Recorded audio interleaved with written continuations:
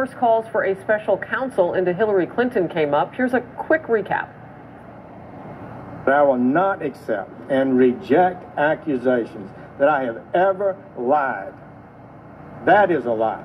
I believe that I wanted to make clear to him that he was not authorized to represent the campaign with the Russian government or any other foreign government for that matter.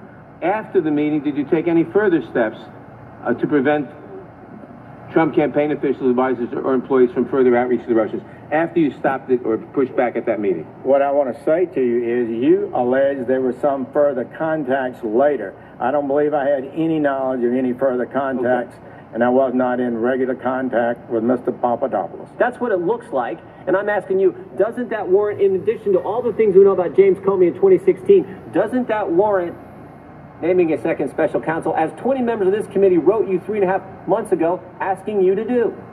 Well, Mr. Comey is no longer the director of the FBI. Thank goodness. We have an excellent man of integrity and ability in Chris Wray, and I think he's going to do an outstanding job, and I'm very happy about that. He's not here today, Attorney General. And I would say, and I'm asking for a special counsel. The time of the gentleman and I would say looks like is not enough basis to appoint a special counsel.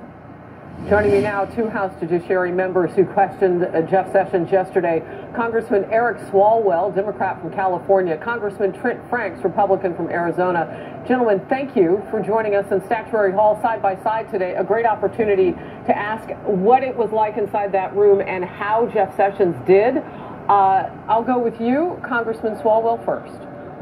Well, thank you for having me on. And you saw democracy play its role there.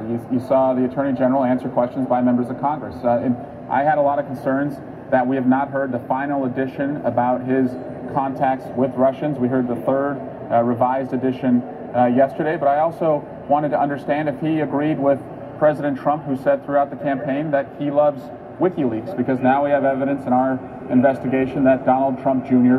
was communicating with WikiLeaks very close to the election, and that the president was retweeting or following the guidance that WikiLeaks was giving Don Jr. So I wanted to get some questions answered there yesterday. The Congressman Franks, how did Attorney General Jeff Sessions do?